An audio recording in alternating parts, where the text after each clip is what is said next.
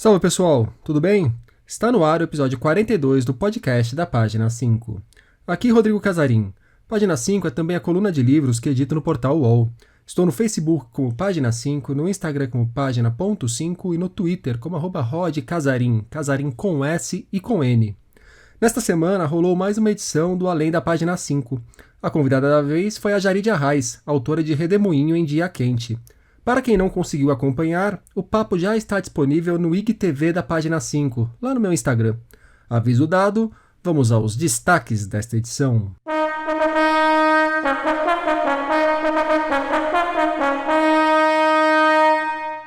Luiz Fernando Veríssimo fala sobre Veríssimo antológico e como está lidando com o mundo atual.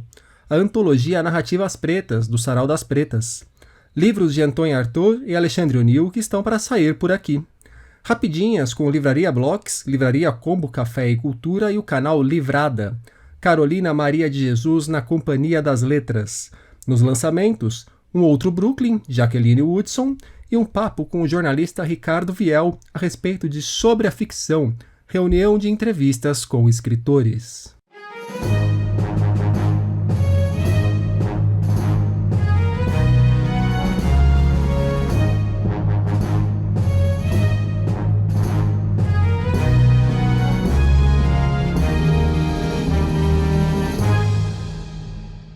Há algumas semanas, a Objetiva lançou o Veríssimo Antológico, Meio Século de Crônicas ou Coisa Parecida, volume com mais de 700 páginas que festeja os 50 anos de carreira de Luiz Fernando Veríssimo como cronista. Nos mais de 300 textos selecionados, encontramos as características típicas da literatura de Veríssimo: o humor, a ironia, com destaque para a finíssima autoironia, a perspicácia. Esses traços aparecem em escritos sobre episódios históricos, relacionamentos amorosos, sátiras policiais, política, futebol, gastronomia, que foi onde ele começou. Eu escrevi sobre o Veríssimo Antológico no começo do mês, deixarei o caminho da resenha para vocês. Volto ao assunto aqui no podcast porque tive a oportunidade de fazer algumas perguntas para o Veríssimo, que, com seu famoso poder de síntese na hora de falar, topou participar do programa. Primeiro, lembrei de uma crônica de 1999, na qual Veríssimo especula que o homem de Neandertal seria antepassado só de jogadores de rugby e de Jair Bolsonaro. Perguntei então como ele avaliava o trecho hoje e se pensava ter cometido uma injustiça com os jogadores de rugby. É bom que o Bolsonaro não fique sabendo desse homem de Neandertal, senão convida para ser seu ministro da Cultura. Outra citação do livro que me chamou a atenção foi esta: neste mundo em que as velhas certezas agonizam, o relativismo moral invadiu a gastronomia e tem até pizza de fruta. A pergunta então foi a seguinte: esse relativismo moral faz, hoje, com que outras velhas certezas agonizem, não? Quais são as que mais lhe afligem, Veríssimo? Tem coisas que estão voltando, com o ioiô e o bambolê. E ouvi dizer que o mambo e o tchá-tchá-tchá também preparam seu retorno. Como disse Dostoiévski, se a pizza com abacaxi existe, tudo é permitido. Também quis saber do Veríssimo como foi revisitar esses 50 anos de carreira como cronista, do que ele se orgulhava, do que ele se arrependia ou não ficava tão satisfeito assim de ter feito. A pergunta que a gente mais se faz diante de uma antologia de 50 anos é: eu escrevi tudo isso? O tudo isso aí inclui muita bobagem. Impressiona mesmo é o volume de trabalho. Cansei. Extrapolando o livro em si, pedi para que o Veríssimo desse uma palavra sobre como tem reagido ao momento pelo qual o mundo e o Brasil passam, com coronavírus, isolamento social fracassado, dezenas de milhares de mortes pela gripezinha, pindaíba econômica. Nenhum de nós passou por algo parecido com o que está acontecendo no mundo hoje. Ainda não deu para organizar um pensamento a respeito, pelo menos um pensamento minimamente racional. Finalmente, quis saber como anda o mundo do próprio Veríssimo. A saúde vai bem? E a música? E esse tempo sem restaurantes e sem jogos do Internacional? A saúde, tirando a cardiopatia, o diabetes e a velhice, está bem. A música está parado, mas, em compensação, o Internacional também. De sorte que não tem perdido. Bem, ele deu a resposta antes do Grêmio vencer o Inter na volta do Campeonato Gaúcho. Veríssimo Antológico já saiu em edição digital. Quando escrevi a resenha, muita gente me perguntou quando a Objetiva publicaria a versão física. Na época não tínhamos a resposta, mas agora temos. O tijolão reunindo 50 anos de crônicas de Luiz Fernando Veríssimo chegará aos leitores em versão impressa na segunda quinzena de agosto. O Sarau das Pretas está lançando a primeira antologia Narrativas Pretas, que apresenta aos leitores novas autoras selecionadas num concurso lançado em novembro do ano passado. Desde o início, a proposta do projeto era destacar novas narrativas a partir da escrita de mulheres pretas e LGBTQIA+, das comunidades de São Paulo. Dentre os nomes selecionados estão Ingrid Martins, Nayala Awari e Aie Antônio, primeiro, segundo e terceiro lugares do concurso. O lançamento oficial de Narrativas Pretas vai rolar neste sábado, dia 25 de julho, das 18 às 20 horas, com um bate-papo na página do Facebook do Sarau das Pretas. O 25 de julho é também o Dia Internacional da Mulher Negra Latino-Americana e Caribenha. Novidades da Moinhos.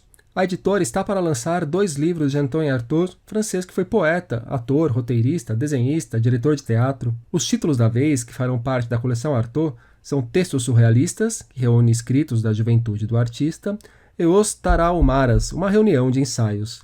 Quem cuidou da tradução de ambos foi Olivier Dravès Xavier. A editora também promete para o mês que vem 2 dos primeiros livros do poeta português Alexandre O'Neill, Tempos de Fantasmas e No Reino da Dinamarca. Alexandre nasceu em 1924, morreu em 1986 e construiu uma trajetória respeitável na poesia, com uma obra marcada pela influência surrealista. Esta é a primeira vez que o poeta está sendo publicado por aqui. Tanto os livros do Alexandre O'Neill quanto os do Artaud já estão em pré-venda no site da Moinhos. 3 rapidinhas. A Livraria Blocks é mais uma que está sentindo bastante as consequências da pandemia do coronavírus. Com as atividades de 6 lojas suspensas há 4 meses, agora tentam um financiamento coletivo para que consigam continuar o trabalho. A meta é levantar R$80 mil. Se curtir o trabalho da Blocks e quiser ver como dar uma força, só procurar pela ação no site da benfeitoria.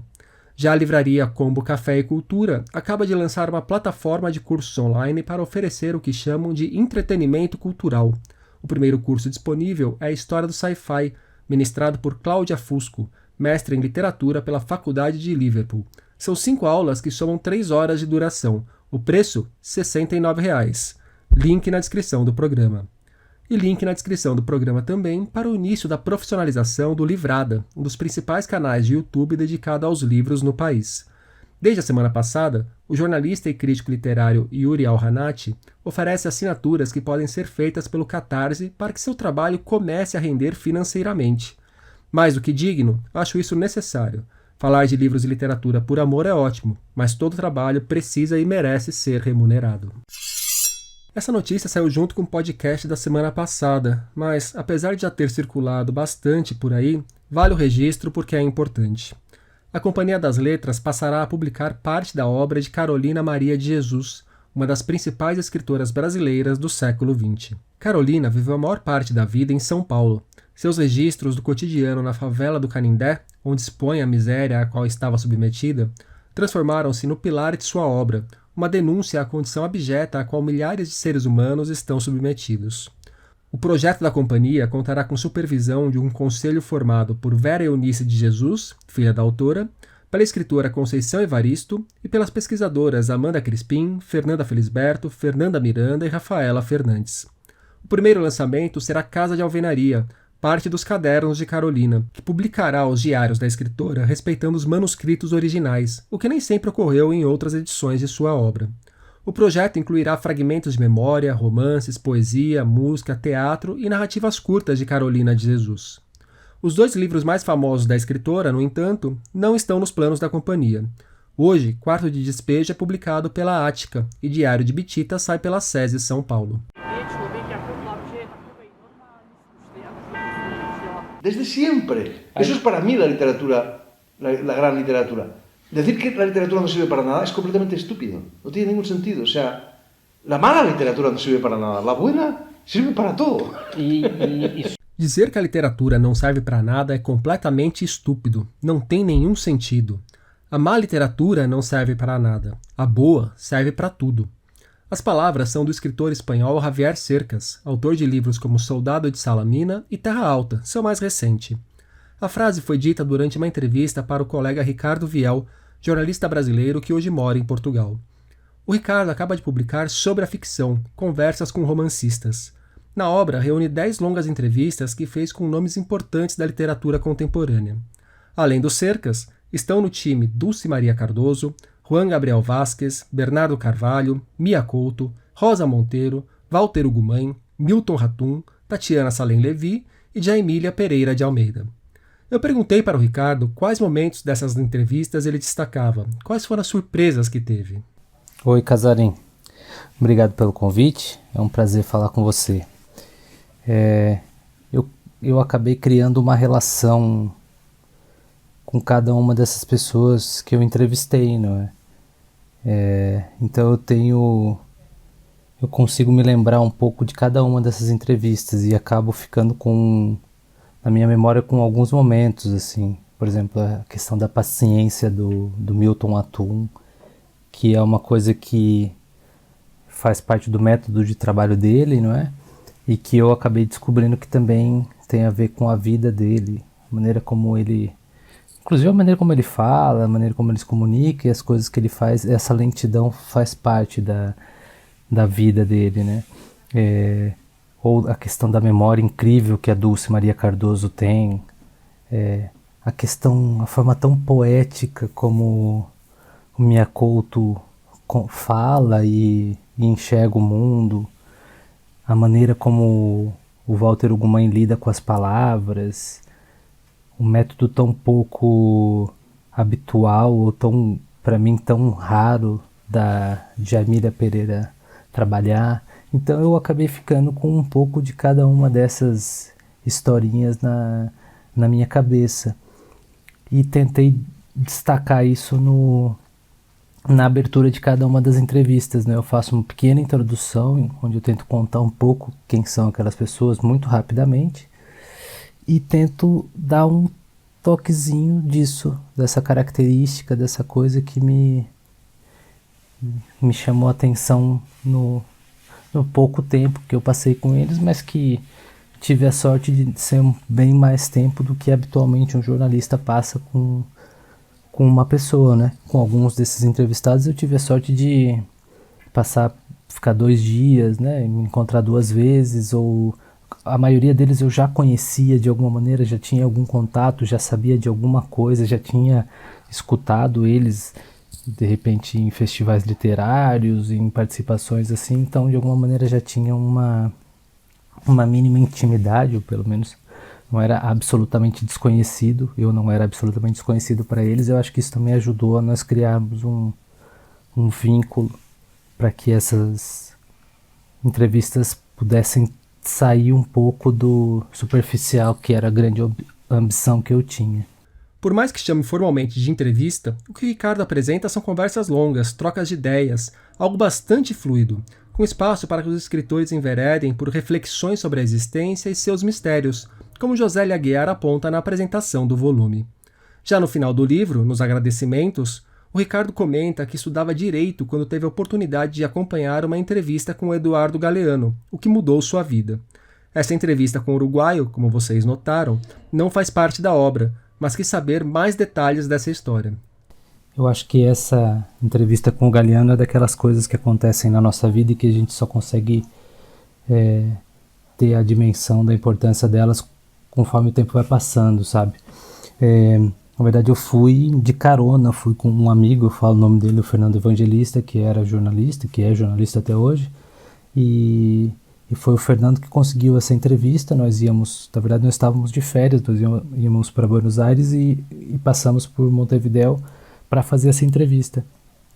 E foi uma coisa incrível para mim, porque era uma fase da minha vida que eu estava muito perdido, eu estava prestes a me formar em Direito, e eu tinha a certeza que aquilo não era para mim, que eu não seria um bom advogado, mas também ao mesmo tempo não sabia muito bem o que eu ia fazer da vida, como é que eu ia, qual outro caminho eu podia seguir. E essa entrevista e essa conversa com o Fernando Evangelista foi um momento em que eu comecei a pensar na hipótese, ainda sem saber como é que isso poderia acontecer, mas comecei a pensar na hipótese de ser um jornalista, de trabalhar com a palavra, de trabalhar com literatura, enfim, uma coisa que parecia naquele momento uma coisa inatingível, não é? Mas foi isso, e eu tive a sorte de encontrar com uma pessoa que era generosíssima, que nos recebeu de uma maneira incrível, que passou ali conosco acho que talvez umas 2 horas, 2 horas e meia, e depois da entrevista quis saber o que nós fazíamos da vida, enfim, foi muito... Depois nós acabamos por encontrar o Eduardo Galeano outra vez no Brasil, e ele foi tão simpático de dizer que se lembrava da gente. Obviamente que ele não se lembrava, mas enfim, acho que isso demonstra que além de um grande escritor, ele era uma grande pessoa. E foi isso, assim, eu falo isso nos agradecimentos. Eu acho que de alguma maneira esse livro de entrevistas que foi publicado agora começou a existir, ou pelo menos só existe porque em 2004 aconteceu esse primeiro encontro com o Eduardo Galeano. Numa brincadeira que sempre revela algo sobre quem a responde, também perguntei para o Ricardo: se pudesse escolher 3 escritores vivos ou mortos para entrevistar, quais seriam? Ele escolheu 2 finados e uma reclusa. Gostaria de voltar no tempo para poder entrevistar o Miguel de Cervantes e tentar, de alguma maneira, entender algumas chaves que ele deixou ali no Quixote. Eu acho um livro maravilhoso. Para mim é um livro infinito, um livro que cada vez que eu releio eu descubro novas coisas, e é um livro inaugural, né? Um livro que começa um novo processo e que tenho curiosidade em saber alguns mecanismos da criação daqueles personagens e daquela história. Gostaria, quem sabe, também poder conversar com Pessoa, né? Seria muito curioso poder entrevistá-lo. Tenho curiosidade de saber se ele tinha ideia da grandeza que ele teria, sabe? Da dimensão que a obra dele ia chegar. Eu tenho a intuição que sim, da maneira como ele deixou, né? Ele publicou pouquíssimas coisas em vida. Na verdade, ele só publicou um livro em português em vida, que é o Mensagem, mas pelo que eu sei, pelo que eu leio e converso com pesquisadores, com pessoanos, ele sabia, ele tinha alguma ideia talvez a obra dele só seria compreendida e ganharia dimensão muito mais tarde, né? Ele deixou aquilo de alguma maneira armado para que viessem pessoas depois, e depois eu tô falando depois de décadas, não é? E descobrissem aquela maravilha que ele deixou. E tem uma pessoa que está viva e que vive aqui em Lisboa, que eu gostaria muito de entrevistar, que é a Adília Lopes. A poeta Adília Lopes, eu gosto muito desse universo que ela cria, dos poemas dela. Tenho muita curiosidade de conhecer também a personagem que ela criou. Ela é uma pessoa muito arredia, e eu queria saber até que ponto isso também faz parte do jogo literário. Mas ela não dá entrevistas, né? É muito difícil entrevistá-la. Mas quem sabe um dia consiga. Depois o Ricardo ainda me mandou um complemento. Na resposta dele, tinha esquecido de mencionar uma curiosidade sobre o Fernando Pessoa. Oi, Casarim.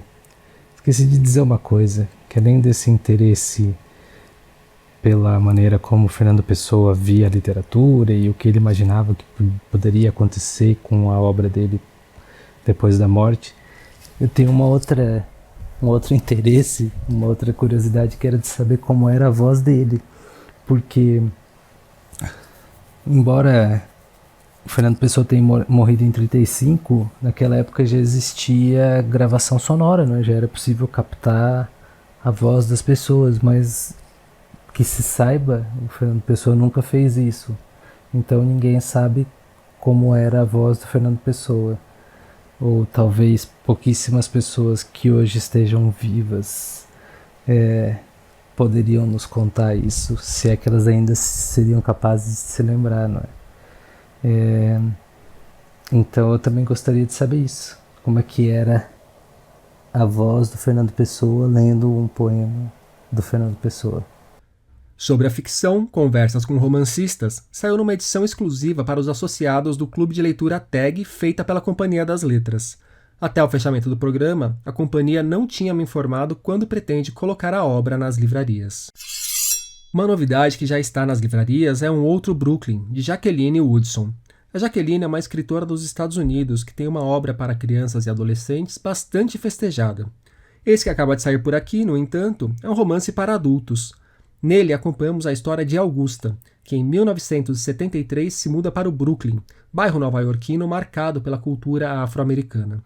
É num ambiente tão encantador quanto perigoso, onde homens mais velhos procuram por meninas em cantos obscuros e mães somem de repente, que a jovem enfrenta o começo da vida adulta. Um outro Brooklyn saiu por aqui pela Todavia, em tradução de Stephanie Borges. E nos últimos dias, na página 5, nós tivemos Contra o Racismo e a Escravidão, o lado guerrilheiro de Machado de Assis, e os 5 livros da vida de Gabriel Garcia Marques. E por hoje é só, pessoal. Indiquem o podcast para os amigos e inimigos. Um abraço, um beijo, um aperto de mão e até a semana que vem.